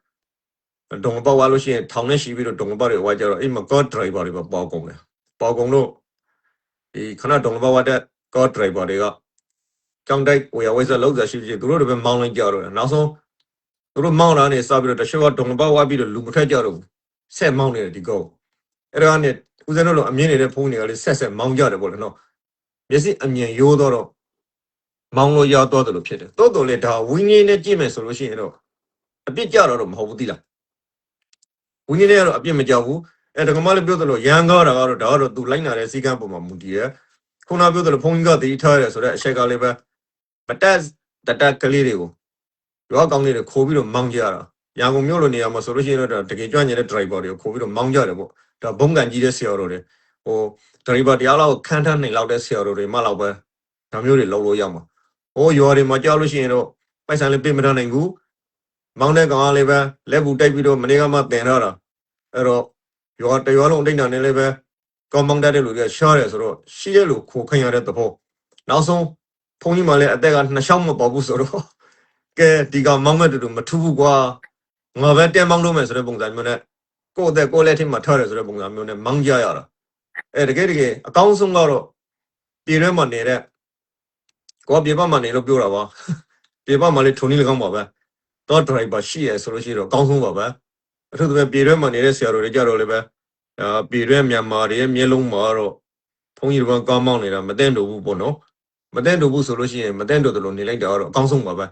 ဲဒါပေမဲ့လည်းပဲကိုတွေတတ်မှာတော့ဦးဇင်းတို့ကိုယ်တွေလည်းပဲနော်ရေးကောတွေမောင်းခေရောက်ဖူးတယ်မြန်မာနိုင်ငံမှာပေါ့နော်ကျန်တဲ့ခရီးတော့ကောတွေကတော့မောင်းဘူးဦးဇင်းမှာနော်ရေးကောတစီရှိခဲ့ဖူးတယ်အသိအဖွင့်မရှိဘူးကိုယ့်ကိုလောက်ထားတဲ့ကောအဲ့တော့ရွာကောင်းလေးတွေမောင်းခဲ့တဲ့ခါတည်းလူနာကအရေးပေါ်ဖြစ်နေတယ်မောင်းမဲ့လူကမရှိဘူးဦးစင်မောင်းရတယ်ပေါ့နော်ပပိန်တို့ဟင်းကြီးတို့အဲ့လိုပေါ့လေဒီလိုလေးတော့ရှိခဲ့ဘူးတယ်အရှော့အပြပြောလို့ရှိရင်တော့ဘုန်းကြီးကောင်းမောင်းတာတော့တက္ကမပြောသလိုဒီဘုန်းကြီးတွေပေါ့ဆိုအောက်ကုတို့ဖြစ်တယ်ပေါ့သူကိစ္စနဲ့သူသွားလိုက်မယ်လို့ပြောလို့ရှိရင်လည်းပဲဦးစင်တို့တောင်ဝါမေ့ရတော့ကြားတယ်အဲ့လိုလည်းမပြောရှင်ဘူးပေါ့လေဒါဝိုင်းဝန်းထိမ့်သိမ့်ပြီးတော့တရားဝင်မောင်းခွဲပြင်မယ်ဆိုလို့ရှိရင်လည်းအစိုးရအနေနဲ့လိုင်စင်ထုတ်ပေးတရားဝင်မောင်းခွဲမပြုဘူးဆိုလို့ရှိရင်လည်းပဲလိုင်စင်မရှိဖမ်းပေါ့ဒါပဲရှိလို့တယ်ပေါ့နော်ဒါတော့ပါပဲဒါဦးစင်းတို့တက္ကမတို့လုံးလို့လည်းမရောက်ဘူးဒါနိုင်ငံတို့အဆင့်လောက်အောင်မကိစ္စတွေကဲပေါ်ဆက်မြေစရာရှိတယ်လေမေးရတယ်ပြီးတော့တကယ်ဒီမြို့ရင်းမြို့ပြင်မှာပေါ့နော်ဒီမနက်စာပုံမှန်ဆုံးခံတဲ့ဦးစင်းနေဘုန်းကြီးတွေကိုရင်နေအပြင်ဒီတခြားအချိန်တွေမှာထွက်ပြီးတော့တပည့်တော်တို့ဆုံးလာခံတဲ့ကိုရင်နေဦးစင်းနေဘုန်းတော်ကြီးတွေလည်းရှိတယ်ပေါ့ဖေအဲ့ဒါတွေကိုတပည့်တော်တို့အနေနဲ့ကလည်းလေတစ်ခါတလေကြားလို့ရှိရင်အမြင်မတော်တာလေးတွေတချို့အခြေအနေတွေမှာပေါ့နော် အစစ်မှန်မဟုတ်ဘူးလို့မြင်တာလေးတွေပေါ့နော်ဟိုလွယ်လွယ်မမလုပ်နေတဲ့အရာတွေရှိတယ်ဗျဒီတင်ငန်းကိုအတုံးချပြီးတော့တခုခုလုပ်နေတယ်လို့လေတခါတလေကြလို့ရှိရင်မြင်မိတယ်ဗျအဲ့ချိန်မှာတပည့်တော်တို့ကနေရင်ထိုင်ကိုအကုသို့များရပါတယ်ဗျအဲ့ဒါမျိုးတွေဆိုလို့ရှိရင်လည်းဘယ်လိုမျိုးမြင်ပါတယ်လဲဗျ ဦးဇင်းတို့ကိုယ်တိုင်ကြုံဖို့တယ်ဦးဇင်းရောင်မှာစာတရေတစ်ခုမှနေခေတော့ကစာတရေမှာတန်ခါ100လောက်ရှိတယ်အဲ့ဒီဦးဇင်းတို့ဆန့်ခံပြောလို့ရှိရင်ကိုရင်လေးတစ်ပတ်တန်ရန်လေးကိုဟိုဖြစ်တယ်လို့ဝတ်ပြီးတော့တပိုက်လေးနဲ့ဆန့်ခံထွက်တာတရက်နေလောက်ရှိသတိထားမိနေပေါ့နော်ကိုရင်လေးဘေးချောင်းကလည်းမေးလို့ရှိရင်မဖြေဘူးသူတို့ကဒီနေ့ကျတော့ဦးဇင်းတို့အိမ်မှာဆန့်ခံထွက်တဲ့အချိန်မှာကိုကလည်းစာတရေဆိုတော့အပြင်မထွက်ရဘူးဆန့်ခံထွက်အချိန်ကစပြီးတော့ဒီမှာကိုတို့တစ်ပတ်စိုးပြီးတော့ကေကွာဒီနေ့ကဆန့်ခံမကြောက်ဘူးပြန်လာလို့ရှိရင်မင်းနဲ့တူစားမယ်အဲ့လိုပေါ့ငါဒီကိုတော့ငါတို့နှစ်ပေါ်တော့ပြီးတော့ဟိုနောက်မကိုရင်လေးတွေအမြင်မတူဘူးဒီကောင်လေးဘေးချောင်းလည်းငါတို့လိုက်ချောင်းမယ်ပေါ့လေနော်ဆရာတို့မသိအောင်ပေါ့ဆန့်ခံထွက်တဲ့အချိန်မှာဆန့်ခံထွက်တယ်လို့လည်းတင်ကန်းလေးယုံပြီးတော့တပိုက်ကွမ်းစင်မှာထောက်ခဲ့တယ်ကွမ်းစင်ကလည်းကိုလည်းရင်းနေတယ်ဆိုတော့ကမကြီးဒီမှာခဏထောက်ခဲ့မယ်အေကိုတို့နားကလိုက်တော့အဲ့တော့ကဦးဇင်းတို့ရက်ကွက်ထဲမှာအိုလံပစ်တာဝါကြီးစောက်နေတယ်မပြီးသေးဘူးအေအိုလံပစ်တာဝါထဲကိုဝင်ပြေးသွားတယ်သူတို့ဟိုရောက်တော့ဒီကောင်တွေကလူတွေကလေးတွေငငယ်လေးတွေပဲရှိသေးတယ်ဘလို့မောက်ကိုမထင်တဲ့အရွယ်လေးတွေဦးဇင်းတို့ထင်တာတော့ဖုံးကြောင်းတစ်ကြောင်းကဆရာသမားမသိဘဲနဲ့စေကံပြည့်နေတဲ့ဦးဇင်းလေးကိုရင်လေးလို့ထင်တာဟိုရောက်တော့မဟုတ်ဘူးအိုလံပစ်တာဝါမှာအလုံးလုံးနဲ့ပယံဆဲတော်သမီးတွေဖြစ်နေတယ်တိုင်ကဘေကရောက်လို့ကိုလည်းမသိဘူးနော်အဲ့တော့အဲ့လိုရှိတယ်အဲ့တော့ဒါကိုဆွမ်းခံတယ်ဆိုတော့စစ်နေနဲ့ကြိုလို့ရှိရင်မခံတဲ့လို့တချို့လေဦးဇင်းတို့ဆိုလို့ရှိရင်လက်ဖက်ဆိုင်တွေမှာမထိုင်ရဘူးဦးဇင်းတို့ဒါကမှတော့မလို့လူမို့လို့ထိုင်လို့ရတယ်ထိုင်ပြီးတော့တန်ဃာတွေဝင်လာလို့ရှိရင်မသိချင်အောင်ဆောင်နေလို့ရတယ်ဦးဇင်းတို့ကျတော့ပုံစံတူနေတယ်ဦးဇင်းတို့ရဲ့တန်ဃာတွေပဲအဲ့တော့အဲ့လိုအမြင်မလို့တပိုက်စောစောကလေးနဲ့ပိုက်ဆံလာအလူခံတဲ့ဦးဇင်းလေးကိုရင်လေးတွေရှိတယ်တချို့ဆိုရင်ကော့ဂိတ်တွေမှာဖဏတ်ဖို့အလူခံလာရှိတယ်ဆွမ်းစရိတ်ပြတ်သွားလို့ပေါ့ဆိုပြီးတော့အလူခံလာရှိတယ်ဒီလိုအမျိုးကြီးတွေ့ရတယ်ရထောဂိတ်ကော့ဂိတ်တွေမှာရထောဖို့တွေမှာဒီစော်ရွက်လေးတွေနဲ့တော့အကြောင်းဆောင်နေတယ်ပေါ့ဖတ်ကြည့်လို့ရှိပြီးစာရေးလေးမှာပိုက်ဆံပြန်တစ်လှူပေါ့နော်အဲ့လိုလုပ်နေတဲ့ပုံကိုယ်တွေရှိတယ်ဒီပုံကိုယ်တွေကမြေတော်ပြဘလို့အကြောင်းတွေကဖြစ်လေဆိုလို့ရှိရင်မိသားစုနေတဲ့အကြောင်းတွေအပြင်အကြောင်းခေါ်တယ်ပေါ့နော်ဦးဇင်းတို့သာသနာမှာဆိုလို့ရှိရင်စာတတိတ်ကတော့မဟုတ်ဘူးစာတတိတ်မှာတကယ်စာကြိုးစားနေတဲ့ကိုယ်တော်တွေကအဲ့လိုလုပ်ဖို့အချိန်လေးမရှိဘူးလုံးလေးမလုပ်ရဘူးလောက်ခွင့်လေးမတော်ဘူးလုံးလေးမလုံးကြဘူးသူတို့အင်ငင်ငင်သေးသေးလေးတွေရှိတယ်သာသနာထိကိုဝင်လာတယ်တချို့ဆိုလို့ရှိရင်လည်းပဲအဲ့လိုဟိုတန်ခါကြောင်းကြောင်းမှာတန်ခါလုံးလေးပဲမွေးစားထားတယ်စာတတိတ်ကလည်းမဟုတ်ဘူးစာလေးမတင်ရဘူးဒီကိုယ်တွေကအချိန်လေးအော်နေကြတယ်လေအဲ့တော့တချို့ကြောက်လို့ရှိရင်ဆရာကြောက်တဲ့ဘုန်းကြီးကိုယ်တိုင်အသက်ကြီးမှသာသနာထိရောက်လာတယ်ကိုယ်လည်းပရိယတ်ဒီအရေးရှင်းမရှိတဲ့ခါကျတော့ရက်တွေဖို့ခက်တယ်အဲကြောင်းလေးတစ်ဆောင်ဆောက်ထားတယ်အဲ့လိုဘုံတော့လူဘွားတို့ကမြေခွဲလေးတစ်ခွဲရှိလို့အဲ့လိုမျိုးတွေလေးတွေ့ကြရတယ်ဘုဦးဇင်းတို့လေဒါတွေကိုဘယ်လိုလုပ်တဲ့လဲဆိုလို့ရှိရင်မလှူနဲ့အဲ့လိုမျိုးတွေတွေ့လို့ရှိရင်ဘုန်းကြီးတွေဘက်ကတော့ဦးဇင်းတို့ဒီထဲမှာဘုန်းကြီးတွေလေးရှိမှာပဲဘုံတော့ဦးဇင်းတို့မြောက်တို့ကနေခေတုန်းကတော့အဲ့ဒီမှာညခိုင်ဆရာတော်ကျောင်းတစ်ကျောင်းရှိတယ်စာတတိတ်ပဲရက်ွက်ထဲမှာအဲ့လိုရှိတဲ့ဟာတွေအဲ့လိုလေးရှိမှာဆိုလို့မနေ့ဆိုလို့ရှိရင်ကော့ဒီစီနဲ့ပတ်ပြီးတော့လေးပြီးတော့ဖမ်းတယ်အေးကိုတော်တွေကိုလည်းလူထုတ်ပြစ်တယ်အဲ့ဒီကာလာတော့မြောက်တို့ကအဲ့လိုတွေမတွေ့ရဘူးအဲ့ဒီကြောင့်နောက်ဆုံးအေးဆရာတော်လည်းပဲနိုင်ငံရေးနဲ့ရွှေဝါရောင်အရေးခဲတော့နိုင်ငံရေးနဲ့ထောင်ထဲရောက်တော့ဒီရက်ွက်မှာဒီတိတ်မဲ့တန်ခါလေးတွေပြန်ပြီးတော့ထွက်လာတော့ဦးဇင်းတို့တွေ့ရတယ်ဒါတွေကတော့ဘလို့ထိန်းသိမ်းရမလဲဆိုလို့ရှိရင်ကြောက်ထိန်ဆရာတော်တွေရက်ွက်အလိုက်အစည်းအဝေးထိုင်ပြီးတော့ဒါနိုင်ငံနေနဲ့လောက်ရမှာလောက်ရပါတယ်ဒါတွေကဘာခက်တာမဟုတ်ပါဘူးဒီလိုလေးလုံးလဲဆိုလို့ရှိရင်ပျောက်တော့မှာပေါ့အဲ့ဒါတွေကအကျဉ်းညိုတန်တယ်ဆန့်ခံထွက်တယ်ဆိုတော့ဆန့်မဲ့အလူခံလို့ရှိရင်ကောင်းတယ်ကိုနေစံအိမ်တဲဆန့်ခံတဲ့ဘုန်းကြီးတွေမှာကိုတကာမကကိုဦးစင်းကိုသုံးဖို့ဆွေးဖို့လှူတာလောက်တော့ဦးစင်းတို့အမြင်တဲ့လို့တယ်အမြင်တဲ့နေပို့လေနော်လမ်းမဟိုဆိုင်ဝင်ဒီစိန်ထွက်ဆိုတော့အဲ့ဒါအောက်တန်းကြတယ်အဲ့လောက်တွေကြဒါသူတို့ကောင်းနေရဲ့အလုံးလေးမဟုတ်ဘူးဒါတန်းကကိုအယောင်ပြောပြီးတော့တကမောက်လေးပြုတ်တယ်လို့လုံးစော့နေကြတာဒါမျိုးတွေကမရှိသင့်ဘူးဒါတော့ပဲဒီကိစ္စတပည့်တော်တို့ကအဲ့လိုမျိုးဟိုကိုရင်နေအဲ့လိုမျိုးဘုန်းကြီးရဲ့အဲ့လိုမျိုးတန်ခါတော်တွေတပည့်တော်တို့ကမတိကျကနေပြီးတော့တခါတရံမှာညွန်ညင်မိတာမျိုးရှိလို့ရှိရင်အကုသို့ဖြစ်စေသလားဖေ။ညွန်ညင်တယ်ဆိုတော့ဒေါသစိုက်ပဲတိလားတပည့်တော်မှလည်းဆိုလို့ရှိရင်လေအဲ့ဒါအကုသို့ပဲတိုးတော်လ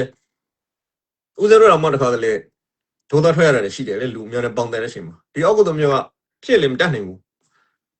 ဒါကမှလည်းမတတ်နိုင်ဘူးဦးဇင်းလည်းမတတ်နိုင်ဘူးကိုမျက်စိထိမှအမြင်မတော်တဲ့ဟာကြီးတစ်ခုကိုတွေ့တဲ့အချိန်မှာကိုက စိတ်ညစ်တယ်လေစိတ်ညစ်စရာတွေ့လို့ဒီကိုရိုဒကမားတို့ဆိုလို့ရှိရင်ဥပမာဟိုလစားတော့နေတဲ့အချိန်ရှိမှာပဲအဲ့ချိန်မှာကိုရိုတဘောဝင်လာတယ်ပုံစံလေးဟိုကျင်ညိုစရာလေးမရှိဘူးစောစောပြပြနဲ့ဝင်လာတယ်ဆိုလို့ရှိရင်စိတ်ထိမှာစိတ်ထိခိတ်မှာပဲနော်တော့တခုရှိတာကဟိုတကဦးဇင်းတို့ပြောသလိုပဲအဲ့ဒါဖုန်ကြီးတဘောပဲကိုကျင့်တရားမကောင်းတဲ့သူရဲ့ကိုရင်းတီလာကောင်းတဲ့တရားမှာအပြင်မှာအိန္ဒြိယတန်ဝရတီလာလို့ခေါ်တဲ့ကိုအမူအရာနှုတ်အမူအရာမကောင်းတဲ့ကြီးညိုစရာအသွင်ကိုမဆောင်တဲ့ဖုန်ကြီးပဲဒါတီလာလုံနေဆိုလို့ရှိရင်တော့မပေါ့နော်သူဟာကာရိတတီလာစာရိတတီလာပဲလုံချင်လုံးမယ်ဒီအိန္ဒြိယတန်ဝရတီလာဆိုတဲ့ကိုအိန္ဒြိကိုစောင့်ထရမဲ့ကြီးညိုဖွေအသွင်သူမဆောင်ဘူးအဲ့ဒီတီလာသူပြက်တယ်ဒါပေမဲ့ဦးဇင်းတို့ဒီလူငယ်တွေရောဒကမလေးတို့တခုသတိပေးရှင်တာအဲ့ဒါဘာသာရေးမဟုတ်ဘူးအဲ့ဒါဖုန်ကြီးအရေးသူကဘာသာမှာဒီသာသနာမှာတန်းနေတယ်လို့နိုင်တယ်လို့တာဝန်ထမ်းဆောင်နေတဲ့ဖုန်ကြီးတစ်ပါးသာဖြစ်တယ်ဒီဖုန်ကြီးကိုမကြင်ရတော့ဘာမှမဖြစ်ဘူးဒီဖုန်ကြီးကြောင့်ငါတို့ဘာသာမေးလိုက်ပြီဆိုလို့ရှိရင်ကိုရှုံးတယ်သိလားအဲ့ဒါဘာသာမဟုတ်ဘူးအဲ့ဒါဒီဖုန်ကြီးသာဖြစ်တယ်ပုဂ္ဂိုလ်ရေးရာသာဖြစ်တယ်သူဒီဖယဘာသာသာသနာထဲမှာနေပဲမလို့ဖယဟောကျမ်းကန်နဲ့မလိုက်နာတဲ့ဖုန်ကြီးတစ်ပါးသာလည်းဖြစ်တယ်အဲ့ဒီဖုန်ကြီးဆိုတဲ့အကြောင်းကြောင့်ဒကမောတို့ဟာကိုယ့်ရဲ့ဘာသာပုံမှာတခုခုမြင်မတော့ဖို့လိုတယ်ဖုန်ကြီးကိုမြင်လို့ရတယ်ကိုယ့်ရဲ့ဘာသာပုံမှာတခုခုမြင်တယ်ဆိုတဲ့ဟာကိုဘာသာကိုတော့မြင်လို့ရသေးတယ်ဒကမောတို့ကိုကြက်တရားတို့ပြည့်စည်လို့မရဘူးကိုမျက်စိထဲမှာတော့မကိုရဲ့အထက်မှာကိုကြက်တရားပြည့်စည်နေတဲ့ဖုန်ကြီးတစ်ပုဒ်ကိုမြင်လို့အောက်ကိုဖြစ်တယ်ဆိုလို့ရှိရင်ကိုကြက်တရားပြည့်လို့ရှိတယ်ပန်းမကြီးကမိဖတယ်ကိုညီကိုမောင်နှမတွေအဲ့လိုဖြစ်မှာပဲနော်ဦးဇင်းတို့ပြောနေရစကားတင်ဘာသာတရားမေးလို့ရတယ်ကိုကြက်တရားမေးလို့မရဘူးဒီစကားကိုနောက်ယင်ကြီးအောင်ပြောမယ်ဆိုလို့ရှိရင်ကိုမကြည်ညိုတဲ့ဖုန်းကြီးကိုမကိုးကွယ်လို့ရတယ်မလှူလို့ရတယ်ကိုကြက်တရားတော့ဖြည့်လို့မရဘူးဒါဘာသာဝင်တရားရဲ့လိုက်နာတဲ့သိချတဲ့အချက်ကလေးပေါ့နော်ဖုန်းကြီးတွေကိုကြည်ညိုစရာမလိုဘူးဦးဇင်းကိုမကြည်ညိုလို့ရှိရင်ဦးဇင်းစီကိုမလာနဲ့ဦးဇင်းကိုမစီကန်နဲ့ဒီဖုန်းကြီးဒီသာသနာမှာမရှိတဲ့ဘူးထင်လို့ရှိရင်ဆိုင်ရလမ်းကြောင်းကနေပြီးတော့ဆရာတော်ကြီးတွေကိုတိမ်မယ်ပေါ့နော်အခုလိုပဲပေါ့နော်ဆရာတော်ကြီးတွေကိုတိမ်မယ်ပိုင်ရဆိုင်ရတွေကိုတွားပြီးတော့အကြောင်းကြားပြမယ်ရင်ကြီးနဲ့ပေါ့နော်မစင်းနဲ့မစုံနဲ့ဆေးချင်းဆိုချင်းဒီသူမြောက်အကုသို့ကိုယူလိုက်တာပဲနော်အဲ့တော့ဒါဒီလိုမှတ်သားမှာပေါ့ဘုန်းကြီးတစ်ပါးကြောင့်ကိုယ့်ရဲ့ဘာသာခံယူချက်မပြည့်စင်နဲ့ကိုကျင့်တရားမပြည့်စင်နဲ့ဒါပါပဲနောက်ဒီဘက်ကဒကမလေးပေါ်မြင်ရှင်လေဟုတ်ကဲ့ပါဦးဇင်းအခုလိုမျိုးပေါ့နော်လောဘဒေါသမောဟတွေညားတဲ့ခေတ်ပြက်ကြီးတွေမှာလူငယ်တွေအနေနဲ့အဲ့လိုမျိုးဒီခေတ်ဆိုးခေတ်ရောက်မှာဘယ်လိုမျိုးစိတ်ထီညီမှုတွေနဲ့ထိုင်တင်တယ်လေဦးဇင်းဒီမှာစိုက်ပိန်းဆိုင်ရပေါ့စိုက်ပိန်းဆိုင်ရဖြစ်တော့ပြီဆိုတော့ဦးဇင်းတို့ခုနပြောသလိုပါပဲတချို့စကားတွေကစကားလုံးအတုံးလုံးကွာလို့လားနားလေတာမလေတာအဲ့လိုဖြစ်သွားတာဦးဇင်းတို့ဘသူပြက်ကိုကမပြက်နဲ့ဆိုတဲ့ပုံစံမျိုးပေါ့နော်စိုက်ညစ်စရာတွေရှိတယ်ဥပမာဦးဇင်းအခုခက်ပြက်ကြီးမှာခက်ဘလောက်ပြက်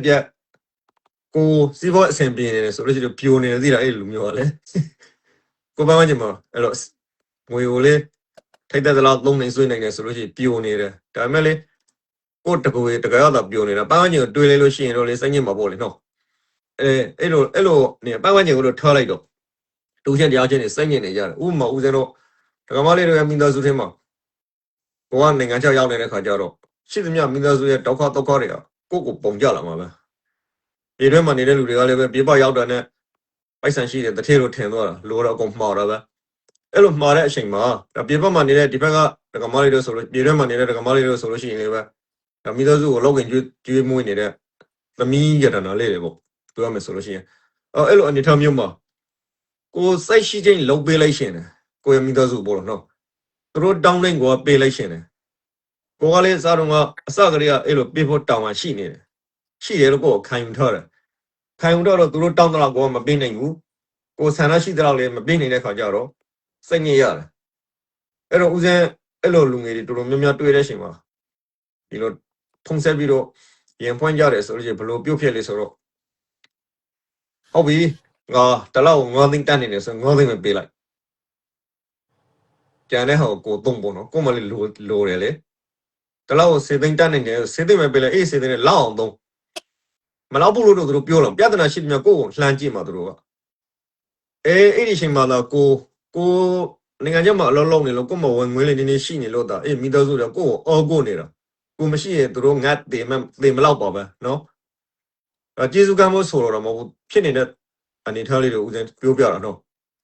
်အကေအခုချိန်မှာကိုတည်သွားကြည့်လိုက်အဲ့ဒီလူတွေငတ်မတည်ဘူးသိလား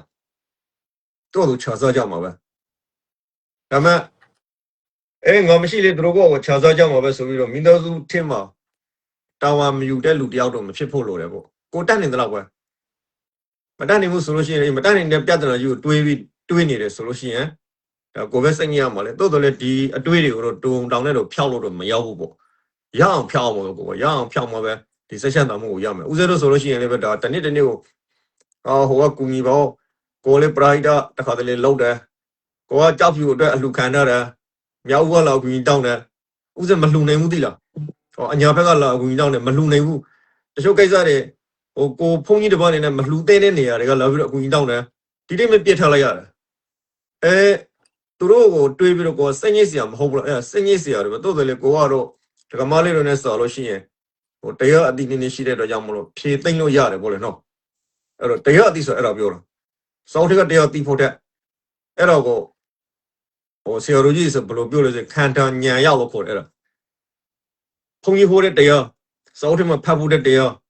နတန်းတော်ကြောတဲ့တရားတွေကို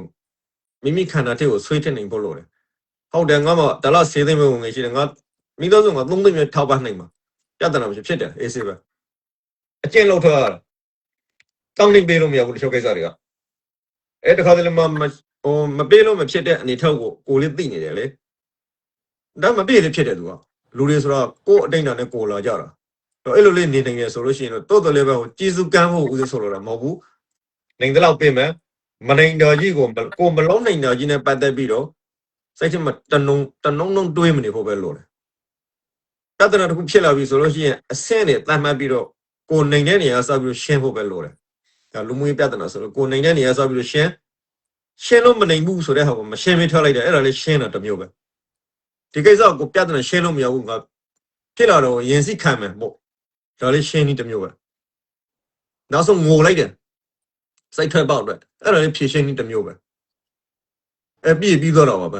ဲနော်ပြဿနာဆိုတော့ကဒီတိုင်းပြဦးဇင်းတို့ဆက်လက်ပြီးတော့ရှင်းတာဖို့အချိန်ကြီးကြံသေးတယ်နော်ဒီထဲမှာဆက်ပြီးတော့ mission ရှိလို့ရှိရင်မေးလို့ရတယ်ဦးဇင်းတို့အချိန်ကတော့တနားရီလောက်တတ်မှတ်ရတဲ့ကြောင့်ကို90ရှိတော့ပြီတကယ်မှလေးတော့အချိန်ရှိတယ်ဆိုလို့ရှိရင်ဦးဇင်းကတော့အချိန်ရှိပါတယ်ဟုတ်တပည့်တို့မေးစရာပုံတော့ဟုတ်တပည့်တော်တို့အခုဆိုလို့ရှိရင်ငယ်လေးခဲ့တယ်အခုချိန်ထိကြားနေတဲ့စကားတွေရှိရရဲ့ဗျာတခုခုလုပ်တယ်ဆိုလို့ရှိရင်ဥပမာငယ်ကြီးလိုက်မယ်ဆိုတဲ့စကားနဲ့အများကြီးချင်းချုပ်ချင်းကိုခံရပါတယ်ဗျာတချို့အရာတွေဆိုလို့ရှိရင်နောက်ပိုင်းကျတော့နားလည်လာတာငယ်နဲ့ငရဲကြီးမယ်ဘာညာတာတကာဆိုပြီးတော့အမြဲတမ်းချင်းချောက်လာတဲ့စကားတွေလားတကယ်ပဲငရဲကြီးနေတာလားဆိုတာတော့မှတစ်ခါတလေကြလို့ရှိရင်နားလေရခက်လာပါတယ်ဗျတပည့်တော်တစ်ခါတလေဆိုလို့ရှိရင်မေမေလေးဖေဖေလေးဆိုလို့ရှိရင်ပြောတယ်လေတပည့်တော်တို့တစ်ခုခုလုပ်တယ်ဆိုလို့ရှိရင်တော့ဟဲ့အဲ့ဒါမလုပ်ရဘူးငရဲကြီးမယ်ဟဲ့ဒီကမလုပ်အောင်ငရဲကြီးမယ်ပေါ့နော်ကြီးလာတဲ့ခါကြလို့ရှိရင်လေအဲ့ဒီအရာတွေကပဲငရဲကြီးလိမ့်မယ်ဆိုတဲ့စကားနဲ့ပဲကြားရတယ်ဘာလို့ရင်ဘာဖြစ်မယ်ဘာလို့ရင်ဘယ်လိုဖြစ်မယ်ဆိုတာကိုတပည့်တော်တို့ရဲ့မိဘတွေကလည်းတည်တည်ချာချာဆုံးမသွန်သင်နိုင်တဲ့ဆွမ်းရင်လည်းတပည့်တော်တို့ပေါ်မှာဒီမဆုံးမနိုင်ခဲ့တဲ့အချိန်လေးရှိပါရဲ့ဗျတပည့်တော်တို့မိဘတွေဆိုတာလည်းစီဝါရှာရတယ်တပည့်တော်တို့ကိုယ်တိုင်ကလည်းပညာရှာတယ်စီဝါရှာတယ်နဲ့ဆိုတော့နောက်မှာဒီဖုန်းတော်ကြီးတွေကလည်းတပည့်တော်တို့ကိုဘာကြောင့်ငရဲကြီးတယ်ဘယ်လိုငရဲကြီးတယ်ဘယ်အရာတွေကတော့ငရဲတကယ်ကိုထိထိရောက်ကြီးပြီဘယ်အရာတွေကငရဲတကယ်ထိထိရောက်မကြီးဘူးဆိုတာတွေကိုလည်းအဲ့လိုမျိုးခွဲချမ်းစိတ်ဖြာပြီးတော့တပည့်တော်တို့တရားဟောခြင်းမပြုဘူးဗျာတခါတလေကြောက်လို့ရှိရင်ဘာလို့အောင်မှမသိဘူးဖြစ်သွားတဲ့အခြေအနေလေးရှိပါတယ်ဗျာဦးဇင်းပုံမြင်လေးတစ်ပုံပြောပြမယ်ပုံမြင်တော့အဝင်ခွင်ကြတော့တိတ်မမှန်မိလို့ကြော်ပြီဆိုတော့ရန်ကလိုက်ပန်ဆရာတွေလားခန္ဓာပြေရဆရာတွေလားတော့မသိလို့ပေါ့လေသူတို့စမ်းသပ်မှုတစ်ခုလုပ်တယ်လို့ဆိုတာမြောက်တကောင်လှောင်ရေးထိပြီးတော့ငါပြူတိတုံကျွေး အေးငပြိုးဒီတုံးပုံတွေးထားတယ်မြောက်ကတကောင်ရှိတယ်ငပြိုးဘိုက်စာဆိုလို့ရှိရင်မြောက်ကငပြိုးဒီကိုခုံတယ်ပေါ့ခုံတွေးခုံဆွဲတယ်ခုံဆွဲတော့ရေပိတ်နဲ့ထိုးတယ်ဒါမှမဟုတ်လေဒီပုံမြေကြောက်ကောင်းကြောက်ဘူးနေတယ်ဦးဇဲတော့တိကြမသိတော့ဘူးသဖို့တရားလောက်တော့ရှိနေတယ်ဘကိုစိတ်ထဲမှာအေးငပြိုးဒီကိုခုံတွေတော့စမ်းတဲ့လူတွေကရေပိတ်နဲ့ထိုးတယ်နောက်ကထပ်ခုံတွေရေပိတ်နဲ့ထိုးတယ်အဲ့လိုတကောင်မြောက်တကောင်နော်မြောက်ထပ်တကောင်ထဲမြောက်နှစ်ကောင်ဖြစ်တော့ပြီငပြိုးဒီတုံးအပေါ်မှာတွေ့ထပ်ခုံတယ်ခုံလာအေးငပြိုးဒီကိုယူတာနဲ့ရေပိတ်နဲ့လှမ်းထိုးတယ်အေးဆက်နေတဲ့ရေနဲ့ပေါ့နော်မြောက်နှစ်ကောင်ဖြစ်တော့ပြီနောက်ဆိုသုံးကောင်ဖြစ်ရတယ်မြောက်မြောက်နှစ်ကောင်ပါဒုတိယလာတဲ့မြောက်ကအေးပထမရှိတဲ့မြောက်ကအေးငပြိုးဒီကိုမတွေးတော့ဘူးဒီငပြိုးဒီကိုကင်လို့ရှိရင်ငါရေပိတ်နဲ့ထိုးမယ်ဆိုသူသိနေတယ်မြောက်ဆိုစကားလည်းမတတ်ဘူးလေအဲ့တော့ဒုတိယမြောက်တကောင်ဝင်လာတယ်ဒုတိယမြောက်တကောင်ဝင်လာတော့ဒုတိယမြောက်တော့သိတယ်အဲ့လိုဝင်လာတော့ငပြိုးဒီမြောက်ပဲငပြိုးဒီကိုလှမ်းဆွဲတော့ပထမမြောက်ကအေးဒုတိယမြောက်ကိုရန်လောက်တယ်မဆွဲရဘူးဆွဲသူ့ရေလောင်းတော့မှသူလေးစိုးတော့မှလေလှောင်းကြီးနေတယ်မှာဆိုတော့ဒုတိယမြောက်ဘာမှမသိဘူးဘာလဲဒီကောင်ကဒီငပြိုးဒီလာဆွဲဒီကောင်ကလာရန်ရှာနေတယ်ပေါ့လေသူလေးကြောက်ပြီးတော့မဆွဲတော့သူတဲ့အော်လန်နဲ့မြောက်ဆိုတော့တတိယတကောင်ထည့်လိုက်တယ်တတိယတကောင်ဝင်လာတော့လေသူကမသိတော့အေးငပြိုးသူလှမ်းဆွဲတယ်လှမ်းဆိုတော့ပထမတကောင်နဲ့ဒုတိယတကောင်ဝင်းကြိုက်တယ်အိမ်မြောက်ကိုဒါဒီဥပမာကအရန်ကိုဦးစင်းမှတ်လောက်တော့ဆိုအကောင်းတယ်သိလားဒီပုံမြင်တော့ဦးစင်းကောက်ကနနမမှန်မိတော့ဘူးဒီသဘောပါပဲအဲ့တော့ဦးစင်းတို့အဖို့ကပြောခဲ့လို့အမေကပြောတယ်အမေကပြောလို့အမေကသမီးတွေကိုပြန်ပြောတယ်သမီးတွေကတခါကိုယ့်ရဲ့သားသမီးတွေကိုပြန်ပြောတယ်ပေါ့ဒီငရေကြောက်မယ်ဆိုတဲ့စကားလုံးကိုလေအဲ့လိုမြောက်ပုံမြင်လို့ပဲဦးစင်းတို့အဖေမေတို့ငရေတော့ကလူကြီးမိဖတွေကြောက်မှမတဲ့တော့တာတခုလုံးမယ်လူကြီးမိဖတွေမျက်စိသားဆိုတခုလုံးမယ်ဆိုလေသူ့အမေဖေတွေကဟေးကောင်လေးကောင်မလေးလူကြီးရှင်ငရေကြီးမှမကြောက်ဘူးလားဆိုအဲ့ဒီချိန်မှာသူတို့ကရှင်းလင်းဘာကြောင့်ငရေကြီးလဲဆိုရှင်းပြဖို့လည်းအချိန်မရှိဘူးလို့စင်လက်တလို့ဖြည့်ရှင်းလိုက်တဲ့ပြဿနာပေါ့နော်ရဟန်းတန်ကလည်းထင်မှာကိုယူတေရလောက်မဲ့လူတွေရဲ့ရှေ့မှာကိုသမီးသားတွေသမီးတွေကမဖွေမရလောက်တယ်ဆိုလို့ရှိရင်ကိုမျက်နှာငယ်တယ်ကိုသမီးကိုလေကိုရဲ့သားတွေသမီးတွေကိုလေကိုမဆုံးမရောက်တယ်အဲ့လိုရောက်မှဆိုတော့အလွေကူဆုံးလေးနဲ့ဖြည့်ရှင်းလိုက်တယ်သူတို့ကြောက်တဲ့ဟာမဲဟိုလူကြီးရိတ်မှမကြောက်ဘူးလားရော်တယ်မလို့ရှိရသေးလားမောင်ဖြူလာပြီနော်ဆိုခလေးတွေဘုံတိန်အဲ့လိုပေါ့လို့စင်မောင်ဖြူကလည်းတော့မရှိနေဘူးမရှိနေလေငေးကြီးမှမကြောက်ဘူးလားဟမ်ဖုန်ကြီးကြိုက်မယ်ဆိုတဲ့ကောင်တော့ရှိသေးတယ်နော်ဦးဇင်းတို့လမ်းကဖြတ်တော့ဟဲ့ဖုန်ကြီးလာတယ်နဲ့ဖုန်ကြီးကြိုက်မှမကြောက်ဘူးလားဦးဇင်းတို့အဲ့လိုနားနဲ့ကြောဘူးလေသိလားရွာတွေဖြတ်တော့လေခလေးငိုတော့ချွတ်မရောက်ဘူးချွတ်မရောက်တော့ကန်းလို့ဆိုဦးဇင်းတို့ကလည်းအဲ့ဒီကဖြတ်တော့ဟဲ့နဲ့ဖုန်ကြီးကြိုက်မှမကြောက်ဘူးလားဦးဇင်းကကြိုက်တတ်တဲ့တော်ကြီးလို့ပေါ့နော်ဖုန်ကြီးကြိုက်လိုက်မယ်အဲ့လိုမျိုးတွေပေါ့ဘာလို့ကြောက်မဲ့ဟော်ကြီးတခုနဲ့လှမ်းချောက်တော့ခလေးတွေကိုလို့စင်ကိုကထိန်လို့ရောက်ဖို့အတွက်ပေါ့နော်ပြီးလို့ရှိရင်ခလေးကလည်းအမေငေးကြီးတယ်ဆိုတော့ဘာလဲလို့တခါမှဦးဇင်းတို့ပြန်မမေးခေဘူးအမေတွေကိုမေးလို့ရှိရင်လည်းအမေတူတူမြတ်မြတ်ကတော့မရှင်းပြနိုင်တော့ဘူးဘာကြောင့်လဲဆိုခုနကမြောက်တယ်လို့ပဲအဖေကအဖိုးကဆုံးမခဲ့လို့အဖေကပြန်ဆုံးမတယ်ကိုရီတော်သမီးတွေလက်ထက်မှာလည်းကိုယ့်ရဲ့သမီးတွေတော်တွေကိုပြန်ဆုံးမတယ်ဒီတိတ်ပဲလို့စင်အပူလက်ပူတိုက်ပြီးတော့ပြဿနာတစ်ခုကိုဖြေရှင်းလိုက်တော့ပေါ့အဲ့တော့ဒီငရေကြီးမယ်ဆိုတဲ့ကိစ္စမှာဒီသဘောလောက်ပဲအဲ့တော့ဦးဇင်းတို့ကဘာသာတရားနဲ့ပတ်သက်ပြီးတော့အခုတက္ကမလေးတော့အခုဒီထဲမှာကျင့်နေတဲ့